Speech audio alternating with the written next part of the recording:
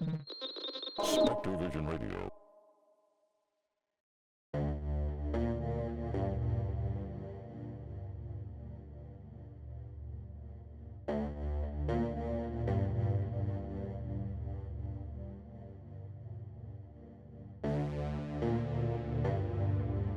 Is there anything more tantalizing to the human mind than to ask a question and to be told, "I can't tell you," in reply? It sets something off inside us, makes it so we need to know. That's how it was between my brother Brandon and I. I loved my brother. I really did. But it's hard to feel truly connected to someone when so much of their life is inaccessible to you. Brandon worked for some branch of government. I knew that much. But that really was the extent of my knowledge. He told me he'd signed a stack of NDAs and other documents that could not be broken, and the penalties for going against his vow of silence were severe. "Come on, it's me," I'd say. "I won't tell anyone." But he wouldn't budge. Not even an inch. I tried to gamify it, ask for at least some kind of hint or clue. But even that was pushing it too far for him. For a while, I pretended to admire how principled he was, but secretly I was pissed off. We had a few arguments about it, normally after I'd had a few drinks and my resentment rose to the surface. But no matter how angry I got, his position remained unchanged.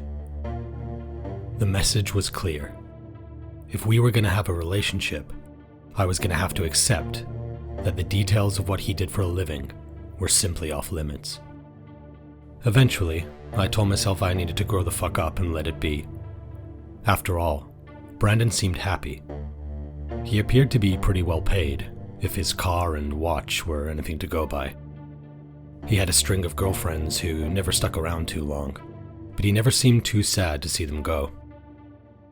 He appeared content, like life was working out for him. So eventually I was able to tell myself that that was all that mattered, and let it slide. And I guess there's a version of our lives where that was that. But this is not that version.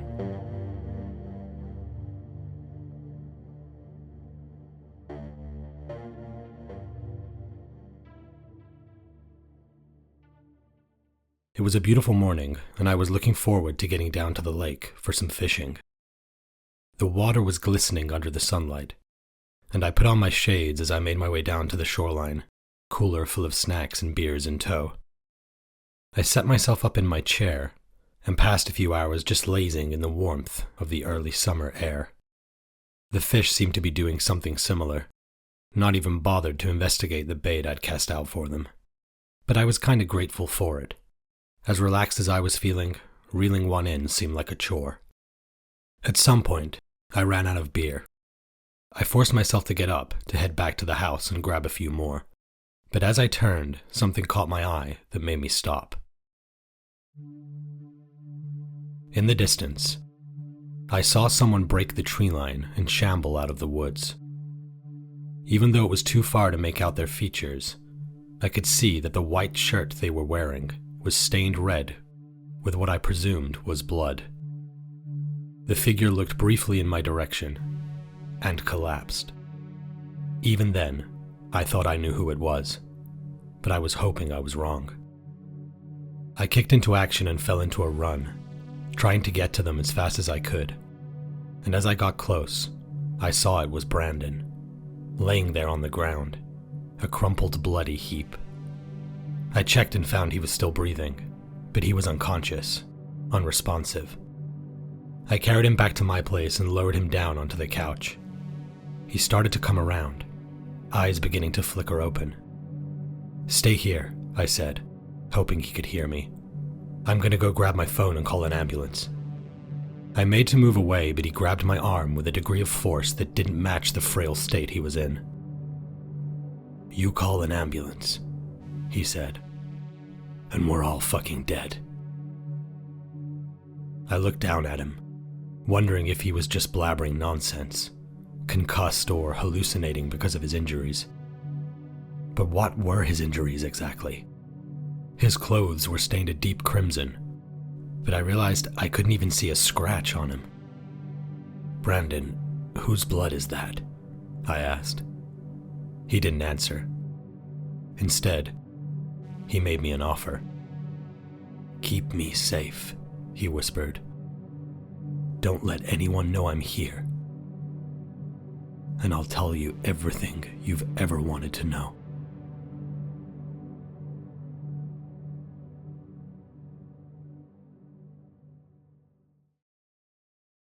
Brandon had fallen asleep after that promise he made me. Against my better judgment, all I'd wanted to do was shake him awake and get the answers I so craved there and then. But I let him rest, watched over him from my armchair.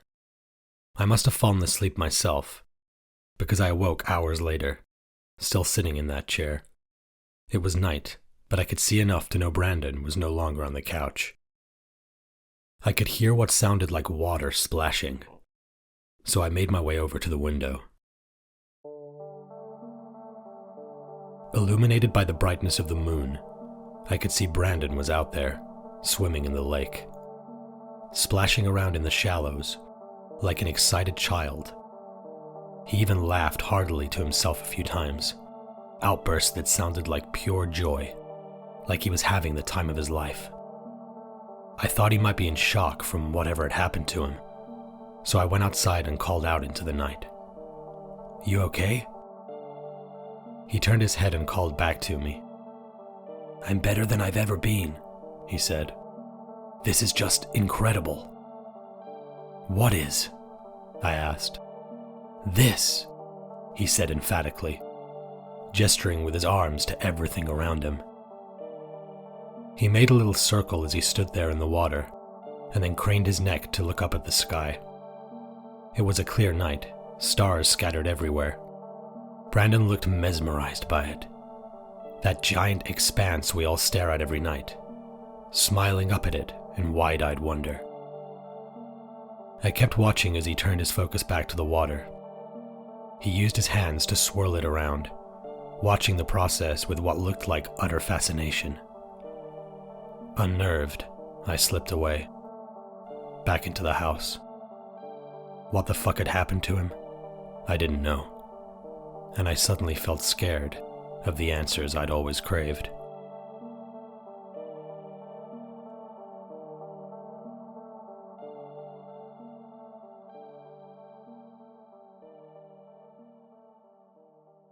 Brandon stayed in the water until the sun came up. I hadn't been able to get back to sleep after our bizarre interaction and the stress of his unexplained arrival, so I made breakfast for us. Brandon slurped down the coffee and chowed down the food like he'd never had a decent meal before in his life, and made audible sounds of enjoyment as he did. "Brandon, what the fuck is going on with you?" I asked when he was just about finished wolfing down the third breakfast plate I'd fixed for him. But instead of answering me, he shot out of his chair and ran to the bathroom. I could hear him vomiting in there, throwing up everything he'd just shoveled in, and then some. "You ate way too much too fast," I said through the door, oddly feeling like I was talking to a kid. Brandon reemerged shortly after. "I'm so sorry," he said, sweat pouring from his brow. "I want you to understand. I'm not fully in control of—" He never finished that sentence, because we were interrupted by a firm knocking on the front door. "Whatever you do, do not tell them I'm here," he said in a hissed whisper. Brandon shot out of the room and disappeared into the house. I waited, and then opened the door. Two men, in plain yet expensive-looking suits, greeted me by name. They called themselves agents of the law, but the badges they flashed at me didn't look like any I'd ever seen. "We were wondering when the last time you'd seen your brother Brandon was," one of them asked. I pretended to think about it, and told them it had probably been the better part of a year. I couldn't tell if they bought it. Their faces betrayed nothing, both of them locked in a flat, unreadable configuration that looked like it had taken considerable practice to achieve. "What's this all about?" I asked. "I'm not at liberty to divulge all the details," one of them said. "But what I can tell you is that your brother is wanted for destruction of government property and infrastructure. A very serious crime." The other one fished a piece of paperwork out of his jacket pocket and handed it to me, telling me it was a warrant to search my home. I was stunned, and just watched as they edged past me and started combing through my house. They went into every room, examined every inch, ripped up the upholstery, emptied out drawers, unscrewed all my electronic devices, and examined their insides. I stayed in the kitchen the whole time, bracing myself for the moment when one of them shouted that they'd found Brandon and screamed at him to put his hands on his head. But that moment never came. Instead, they handed me their card and told me about the severe consequences I'd face if I didn't call them in the event that Brandon showed up. And with that, they left. I made my way through the house, taking in the absolute mess they'd made of the place. I didn't dare call out Brandon's name, worried the men who were looking for him were still hovering outside, primed for me to slip up and lead them to him. So I waited, all day. But Brandon didn't appear. So I went to bed that night, not knowing what had happened to him. That night, I was plagued by the strangest, most wonderful dreams. At first, it felt as if I could see everything in the world, all at once. Like I could somehow hold all of it in my mind simultaneously. And then, well, it's hard to put into words, but it was as if a tiny crack had appeared in the fabric of the universe, one I was able to peek through. I started to look through it, and I was overwhelmed with a fascination and excitement unlike anything I'd ever known. And I heard a voice. "I want to show you something." And then I woke up.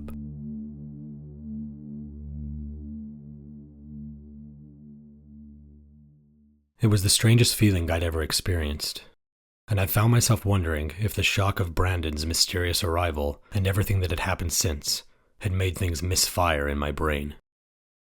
I forced myself to get up and just do what I normally did, have a shower, get dressed, reset, and made my way downstairs. Seeing the mess left by the agents who'd come looking for Brandon, I kicked myself for not dealing with it the night before and begrudgingly started to clean up.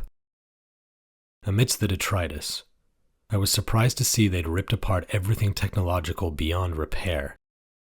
I remembered them unscrewing all my devices and scrutinizing their innards, but it now appeared as if they'd ripped stuff out and maybe even taken it with them. I probed my memory of the day before, of when they'd left, but I couldn't remember seeing them leave with anything. I made a note to myself that if this all somehow turned out okay, I'd call the number on the card they'd given me to ask for compensation for the damages, as naive a proposition as that seemed. But front and center of my mind was what the fuck had happened to Brandon. I checked every conceivable place he might be hiding, but I still couldn't find him anywhere in the house, so I made my way outside. There were no obvious signs of him on the horizon in any direction, so I made my way down to my shed and opened it up. Brandon wasn't in there, but something else was. There was some kind of makeshift machine in there. A bizarre, complicated mess of boards, wires, and antennae that I couldn't begin to make heads or tails of. But I could tell that it was on. Several lights blinking and flashing, and it was emitting a gentle humming noise as it did whatever it was doing. I took a step closer. "I want to show you something." That voice, I heard it again. The same one I'd heard at the end of my dream. Was the voice coming from the machine? No, it wasn't that. It was as if the voice had been spoken from within my mind.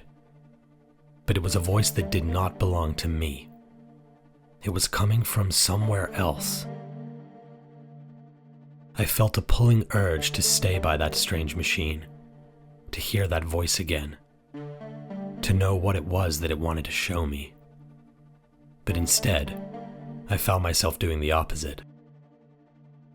I closed the door to the shed and stepped back, moved away from it, because another part of me sensed danger.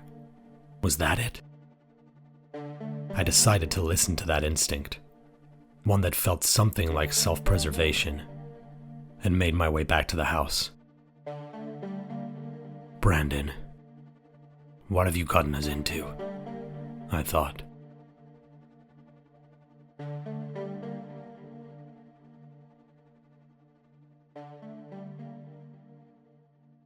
I waited all day for Brandon. It wasn't until the light began to fade that he appeared, emerging out of the forest.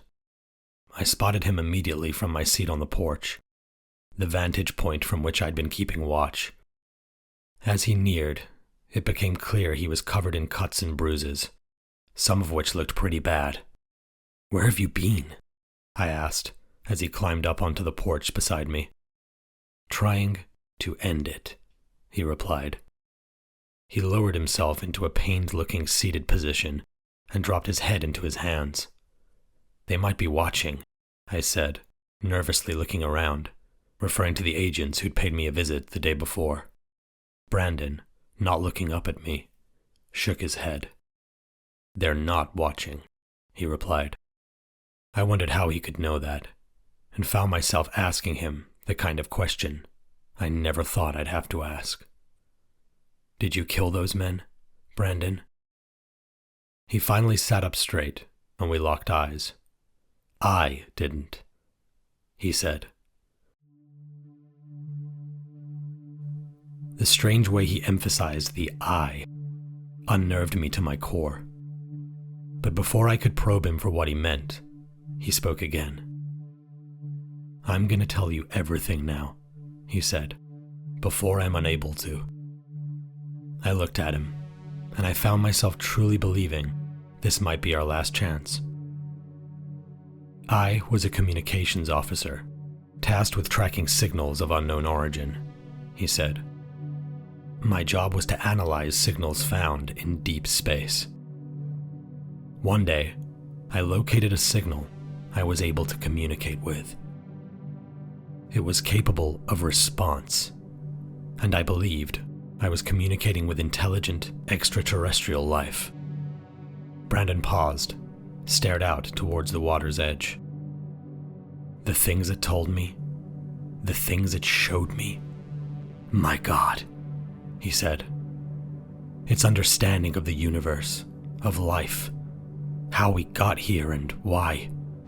It exceeded ours so much that it was almost like learning a new language, a completely new way of thinking. It was incredible. Brandon paused again, his injuries clearly causing him discomfort.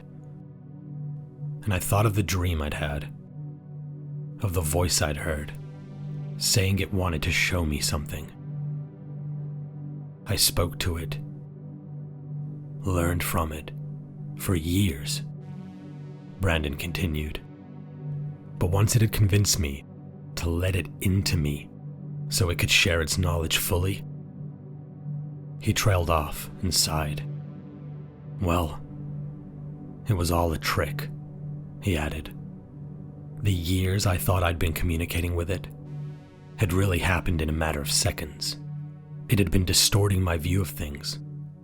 And once it was in me, I realized what I'd been speaking to wasn't what I thought it was. What is it? I asked. It's not from here, he said. It's from another plane of existence. Brandon outstretched his arms and splayed his fingers, looking at them like they no longer truly belonged to him. It wanted to know what it's like to be human, he said. It's developed a taste for it. It wants to stay. And it's figuring out a way to bring all those things like it here, to replace us. I sabotaged the communications station before I fled, he added. I did it to buy us, all of us, some time. Because sooner or later it's gonna figure it out. I hesitated, but then found myself telling Brandon about the dream I'd had. About how it felt like being let in on a whole new, deeper way of viewing existence. About the voice telling me it wanted to show me something. Then it's already started, Brandon said gravely. I thought of the machine I'd found in the shed. I was about to ask Brandon about it, but felt that same surge of danger I'd felt when I discovered it. So I decided to keep it to myself. I wanted to see if Brandon mentioned it first, but he didn't.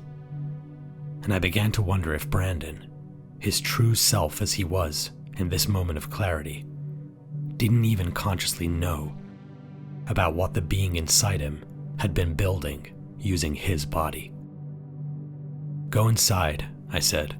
I'll sweep the surroundings one more time, and then come and clean your wounds and get you bandaged up. He reiterated that no one was watching, but I assured him that the best thing to do would be to double check, and he relented, picking himself up and moving into the house in a painful shuffle. Once he was inside and the door was closed, I stood on the porch and gave myself a moment to take everything in. If I was going to do what I'd literally just decided, there was no way of me knowing if I'd ever see that place I called home again. So I drank it in, appreciated it, felt grateful for everything it had given me. But I forced myself to keep it short, because I needed to act. I ran and snatched my shotgun, and the can of gasoline I kept for emergencies, and hustled my way over to the shed. I opened it up and doused every inch of that strange machine in there, and set the whole thing alight. I stood there, watching it go up in flames, waiting for what I expected would happen next. Sure enough, Brandon came storming out of the house. Only in that moment, he wasn't really Brandon at all. His slow, pained movements, constricted by his injuries, had been replaced by an unflinching march. His face was contorted in a way I'd never seen it before. I braced myself, waiting for him to rush over to me to tear me apart, and for me to have to use the shotgun in my hands to stop him. But instead, he ran past me, right into the shed, into the flames, the being inside him having absolutely no regard for the human vessel it occupied, thrusting him into the inferno. But once he got in there, once he was enveloped in the fire, it was as if the pain reawakened my Brandon. He began to scream, started trying to claw his way back out, to escape the heat and the flames, but it was too intense. I called to him that I'd get the fire extinguisher, get him out of there. No, Brandon yelled. If they get a hold of me, they'll be so consumed by studying it, by trying to understand it. It's too much of a risk. You have to kill me, he bellowed, because it's made it so I can't do it myself. And if I get out of here, we're all done for. I stared down at the shotgun in my hands, and then back up at Brandon. And I knew what I had to do.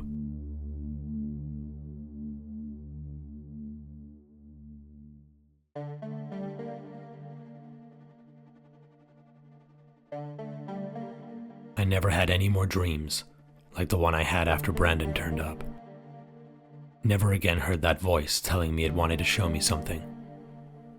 And it got to the point that the memory of it, or the memory of the feeling of it, disintegrated so much that I kind of feel like I never dreamt it at all. I moved away from that lake, from where it had all happened, and purposefully chose to settle down in a busy town that means my life looks nothing like it did back then. It was all so long ago, and I'm old now. But still, not a day goes by that I don't think of my brother. All those years I spent demanding he let me in, wishing he'd just tell me his secrets. Well, I guess you gotta be careful what you wish for.